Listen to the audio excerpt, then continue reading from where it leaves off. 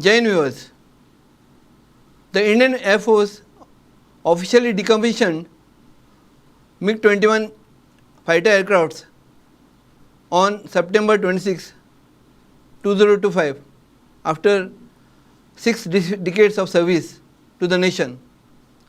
And to speak on this event, we have with us Air Vice Marshal Sunil Nanodkar AVSM, VM, VSM, retired. Welcome to our show. Thank you, John. Thank you very much. MiG-21 aircraft is being phased out after 60 years of service. What next? John, it's a nostalgic feeling that, after 6 decades, to be precise 62 years, this aircraft has been decommissioned.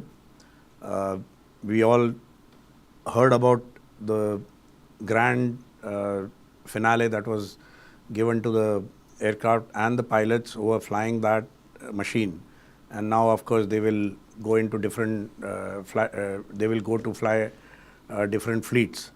So at this stage I will talk about the MiG-21, how it was inducted and what it did in short, and what next about the Air Force, that maybe we can talk at the end if we have time. So primarily MiG-21 was inducted in 63, 1962-63 to intercept a high-level bomber at high speeds. Okay, so its induction primarily was to intercept the aircraft at high level, and because we did not have a truly supersonic aircraft, the only supersonic aircraft which could just about do supersonic was a Hunter aircraft, and therefore the need was felt to get a supersonic aircraft, and that time one of the best aircraft that was available was MiG-21, and that is how MiG-21s came into being. Number 23 squadron was the first squadron that got the MiG-23s, and from the 28th squadron, known as first supersonics, they inducted the aircraft, and 23 squadron saw the decommissioning of MiG-21s. And all throughout its service, it got upgraded 4 times. That means first we got the Type 77, which I have flown, then the Type 96, which also I have flown, and then the third one was MiG-21 BIS, and thereafter a much higher level upgrade aircraft called Bison. So therefore there were 4 different MiG-21 variants that Indian Air Force has seen, and of course each one had its own peculiarities, so to say. And while the initial aircraft came in for the high level high speed interception, but subsequently as the need arose, we saw that the aircraft kept getting inducted into different roles, like the ground attack, the air-to-air interception, and we all are good at innovating, making the best of the machine that we get, and that is what ideally the MiG-21 has proven in throughout its service. It participated in 65 operations first, did exceedingly well in 71 operations. I think the surrender of East Pakistan was purely on account of MiG-21 doing the maximum damage in East Pakistan. And thereafter, of course, we have heard about it during Kargil, though we lost one pilot, then Skondlida Ahuja we lost, he was shot down. And subsequently, we saw it during Kargil operation, it was used extensively, and also in Balakot. We saw post Balakot where Wing Commander Abhinandan shot down our F-16 aircraft. So all in all, MiG-21 has given us exceedingly good service. It's been one of the best platforms that we have ever flown as fighter pilots, and credits to not only the pilots, to the ground engineer, to the engineers who maintained that aircraft over a period of 6 decades, it's not easy. So all in all, I think it's a very nostalgic feeling to see somebody at the age of 62 retiring from service, and our chiefs retire at the age of 62. So imagine the aircraft lasting that long. I don't think any other fighter in the world has lasted for so long. You have flown MiG-21s. So what are your initial impressions about MiG-21? I was one of those lucky ones who went from trainer aircraft directly onto MiG-21s. We were flying, initially we flew the propeller aircraft, that is HT2 made by HAL. Thereafter we upgraded to jet trainers called Kiran, and thereafter we flew the Iskra aircraft in fighter training wing, and from there we were straight sent to MiG-21. Some of my batchmates went to fly the Hunters. So I was very lucky to go and fly the MiG-21 directly. It was a quantum jump because Iskra you could fly at around 300 to 350 kilometers max, and from there you're going to an aircraft which lands at more speed than that. So you can imagine the quantum jump that happened to us. Of course, we had good environment to fly in east. We were posted to Chaboa, then to Tezpur to fly these Type 77s. The environment was very clean. The weather used to be plus minus. In the east, the weather at times plays a very big role in training. But yeah, our instructors were very good. We had very experienced pilots in the squadron that time. I was posted to 8th Squadron when we did the MiG-21 conversion, and it was very challenging. So they prepared us for that. That means there were no simulators. There was just one simulator which was available in the entire Air Force that time, 1 or 2 simulators. So there were hardly any simulator flying. So one had to really, do a lot of hard work, literally burn midnight oil, and be ready to take on this challenge. And while doing this journey, our supervisors and the instructors were exceedingly professional. So therefore, we never were found wanting. And of course, it was first sortie. If you ask me how was your first solo on MiG-21, yeah, it was very exciting. It was I was exceedingly nervous because that was the first time one experienced a reheat on an engine, because till then you had no reheat on any of the training aircraft. So, and that reheat, my God, it's something to experience. It's like somebody kicking on your backside and asking you to do everything right. And yeah, it was exciting. I think MiG-21 was a small aircraft in Agile. What were its advantages and disadvantages? See, one is that, like I told you, that it had to fly fast and it had to fly very high, quickly, go there. So therefore, the design was such that there is a, I mean, if you see the MiG-21 photograph, you'll realize that it has got a cylindrical small fuselage with very thin delta wing. So it's like a short arrow. So yeah, you're right. It's a very smart aircraft. It's a very small to pick up in the air, and it's very very sharp in terms of its profile. But the disadvantage is when you have an aircraft like this, then the handling characteristics are very critical. It's been designed that way. So therefore, it requires a lot of pilot skill to fly that aircraft, and particularly at low speeds. So at high speed, she is very stable, very, at height you can control her well. But when it comes to close to the ground and at low speeds, coming in for landing or immediately after takeoff, things are very critical in that aircraft, and therefore the pilot skills have to be of very high standard. How did it perform as an interceptor? Exceedingly well, because it was designed as an interceptor. So when we used to be on the operational readiness platforms, you are expected to,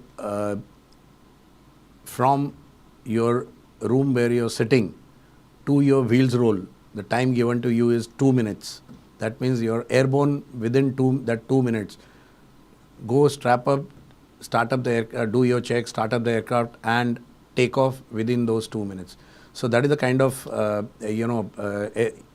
ease of operations, ease of for the pilot to quickly start the aircraft and roll on the runway. From that point of view, exceedingly simple aircraft to activate, but it was very agile in terms of its acceleration because of the very powerful engine that it had and the profile that the MiG-21 has. So therefore, for interception, it was one of the best aircraft ever produced. And therefore, in those days, any new aircraft that was being designed, say for example, I've gone through certain books when the F-16 was designed. All the parameters of MiG-21s were kept in front to better them. So that was the kind of design that it was. So one of the best aircraft as an interceptor. And of course, those days the missiles were basically heat-seeking missiles. And subsequently, of course, it got modified to carry the radar head missiles also. So over a period of time, everything got upgraded, the radar got upgraded, the weapons got upgraded, and we used it accordingly. How did the relationship of IAF evolve in 1960s and 70s with MiG-21s? So as I said that initially we had inducted Type 77, and Type 77 is like a Ferrari. It has got beautiful shape, it has got just enough to do its job, and we used to call it a sports car because it had only guns and 2 missiles. You could carry either 2 missiles, or you could carry 1 tank and 2 missiles, or 2 tanks and no missiles, only guns. So it was like a sports car with good amount of power, just enough to threaten the enemy, and that's it. But then over a period of time, we got the MiG-21 upgraded to Type 96, which had better weapon carrying capability, additional pylons to carry the drop tanks as well as missiles, drop tank and missiles and guns. So that was a big upgrade. Then the radar got upgraded quite significantly from Type 96 to BIS. It got upgraded further, and that is when the radar homing missiles came in. And subsequently, Bison is a huge upgrade. That means while the engine and the airframe remain same, but the avionics got fully upgraded to glass cockpit. The radar was an Israeli radar which was fitted in Bison. The missiles it could carry, even a more upgraded missiles it could carry. So all in all, over a period from 60s to 2000, we saw the MiG-21 taking rebirth, if I can say, with modern technology being pumped in. So the ones which got decommissioned now were the Bison squadron. So they were the one of the best MiG-21s. And when you heard F-16 being shot post Balakot, it was from a Bison. So worth whatever we did. And all these were in a big number. The MiG-21s were in big number in the Air Force.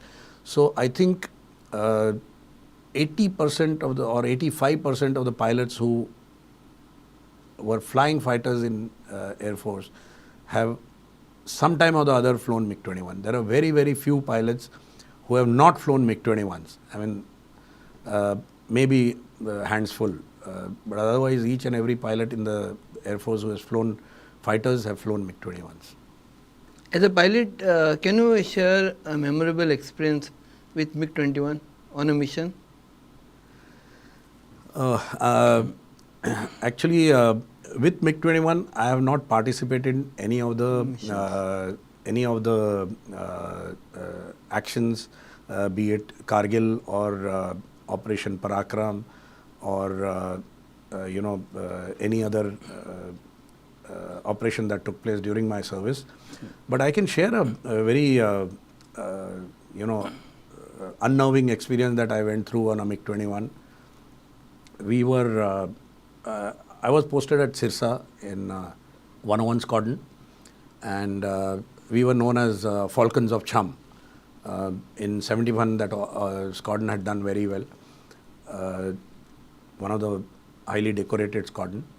And I had about 35 hours of flying on Type 96. And we were deployed from Sirsa. We were deployed at a place called Halwara next to Ludhiana. And there we were supposed to carry on with our syllabus, and the senior pilots were supposed to do the range work, that is air to ground firing practice they were supposed to do.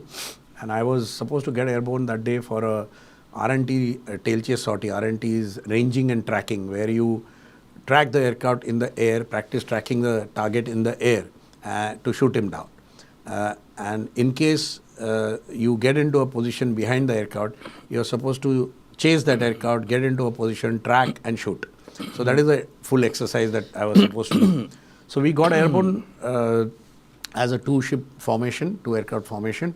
My leader was relatively young but reasonably experienced leader. And when we got airborne itself, these were winter months in Punjab, so visibility is very low. Not very good. So when we got airborne, the visibility was okay. We got airborne, completed the mission. The whole exercise was very nicely conducted, and in our enthusiasm, we had flown as much as we could before coming back, and little realizing that the base had clamped down as far as the visibility was concerned. And when we finished the exercise, we came overhead the runway. The leader said, "We are overhead." I said, "Okay, contact with the runway." And he peeled off as usual and went in for landing. And whenever the visibility drops, the vertical visibility is reasonably okay, but the slant visibility, which helps you to go towards the runway, is worse than the vertical visibility. That's normal phenomenon. So when I turned around, the runway vanished. I couldn't see the runway. And thereafter, one of my friend from sitting in ATC, he quickly went to precision approach radar, somehow spotted, in fact I spotted the Gurdwara which is next to the runway approach first, and from there I did some rough correction, and he spotted me on that precision approach radar and helped me come back and land. So it was one of the very, very scary and demanding experience in MiG-21. I think MiG-21 played a significant role in 1971 war and Kargil. How did it perform, and what are the lessons that are learned? Yeah, 71, of course, that was one of the best aircraft that we had. Sukhoi 7, Hunters and MiG-21, these were the, and Nats, these were the four major fighter aircraft that we had. And the top of the line was MiG-21, and it did its job very well, making sure that the only squadron, the fighter squadron that was there in the East Pakistan was kept on the ground all throughout. So they couldn't fly. So we had total air superiority, because of MiG-21s with us. And in Kargil, of course, one of the major flying was done by MiG-21s along with MiG-23s and Mirages and Jaguars. But of course, when you talk in lessons learned, we had to upgrade our Air Force all throughout after 90s and thereabouts. And I think the demands were coming. The MiG-21s had to be slowly phased out. But because of delayed inductions and things like that, we could not. And that is one of the things that always hurt us. And also we had no advanced jet trainer, so we had to keep flying the MiG-21s as an intermediate fighter trainer or a jet trainer for many pilots. For almost 2 generations of Air Force flew the MiG-21, which was not the best way to conduct training. You had mentioned about Group Captain Vardhaman. He shot down F-16. How important this event was for IAF? Yeah, very significant, because see, we had to be exceedingly alert that time, and we had very limited... MiG-21 Bison. Yeah, so it was a MiG-21 Bison squadron. He was a flight commander and he got airborne, and he was vectored onto one of the formations which was coming towards the military establishment. And he managed to position himself behind this aircraft and chase it. And during the chase, he could manage to get a missile kill on F-16, which is extremely important to prove a point that when a man and machine, along with the man and machine on the ground, that is radar controller, combination of radar controller, pilot, and the pilot in the cockpit of a fighter, and the weapon, all are married together, integrated together into a combat situation, the best wins. And that is what we have proven through Vardhaman MiG-21 Bison shooting down a F-16 of Pakistan. What is your take on flying coffins? You know, it's unfortunate that some people who have not flown ever and don't understand the intricacies of flying a machine in the Air Force give these names. And these names came from, they were not discovered in India. They came from some other countries where some aircraft had problems and there were, many accidents. But one thing I must tell you, that though I was not current on MiG-21 and there was no need for me to fly the MiG-21, exactly 1 month before I retired in 2017, 30th July 2017, I went and flew the MiG-21 in Bakshi Ka Talab near Lucknow. Okay, because the units were under me and I managed to fly. So if it was a flying coffin with so much of time being spent in the Air Force, I wouldn't have taken that chance. So I would say that any machine that flies in the Air Force is fully serviceable machine offered to the pilot. It is up to the pilot to utilize that machine to the fullest extent. And in fighters, there are always ejection seat. So for pilot to die in a aircraft, there has to be something more than just the machine. So therefore, these names and all make no sense to me.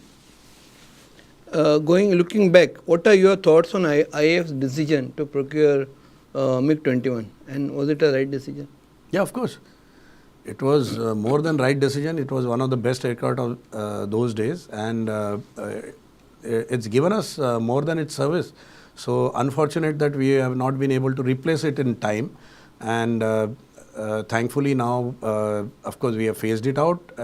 Its technical life might be there, but its service life, I think we have had utilization of that aircraft more than 6 decades, which I think is the best any Air Force could do. So therefore now the future procurement is something that we need to look at and do it on a fast forward mode. If you could say one thing, final thing about the MiG-21 as it retires, what would it be? Oh, one of the best designs, one of the best machines ever produced, and I think adieu to MiG-21, it's given us exceedingly good service, the best we could extract from any machine as far as the Air Force is concerned, produced some exceptional pilots for the Air Force, and given us opportunity to learn many things that otherwise would have been very difficult for us to fathom. So I think all in all, the best machine, extracted the best from it, and right time to say bye-bye. How do you feel about indigenous LCA Tejas replacing MiG-21? Yeah, LCA is a very good design, very good machine, and we always had this plan of replacing MiG-21 with Tejas. And as you know that initially we gave orders for 2 squadrons of But how does Tejas. it compare with the technology and? Yeah, it's a huge jump from MiG-21 to Tejas. It's a reasonably contemporary machine, and it can easily replace the MiG-21 in a way that in today's environment, in today's requirement, it can fit in to do the job of air defense definitely, and also have a capability to do air-to-ground missions in a networked environment. So I think it's a good replacement to have for MiG-21. But at the same time, I will also add that that is not the end of it, because if we have to really see the present scenario of warfare, and Operation Sindoor has given us a lot of lessons that today's warfare is not restricted to the way we used to fight in the old days with MiG-21, Nats, Hunters and Jaguars. It has gone far way beyond that. So therefore, in a completely network environment, in a beyond visual range combat, in an integrated way, the way all the 3 forces now march forward, I think we need to have even better platforms than LCA. So therefore, all in all, it's a reasonably good replacement for MiG-21, but the overall numbers of MiG-21 and the overall number of fighter squadron that we are falling short, Tejas is not the only answer. We need to look at better platforms, the 5th generation, 6th generation platforms, to be inducted in a short span of time in the Air Force, to have a viable answer to both Western and Northern adversaries. So, and if we have to be talking in terms of being a regional power, all the more reason that we need to have a well-balanced Air Force which is capable of taking on that role also. So therefore, Tejas is not the answer to complete fleet of MiG-21 replacement, but Tejas is the answer for some of it. I would put it that way. Thank you very much, sir. It was nice having you with us today and sharing your views and your experiences with our viewers. Thank you so much. Thank you. Keep watching Prudent Media.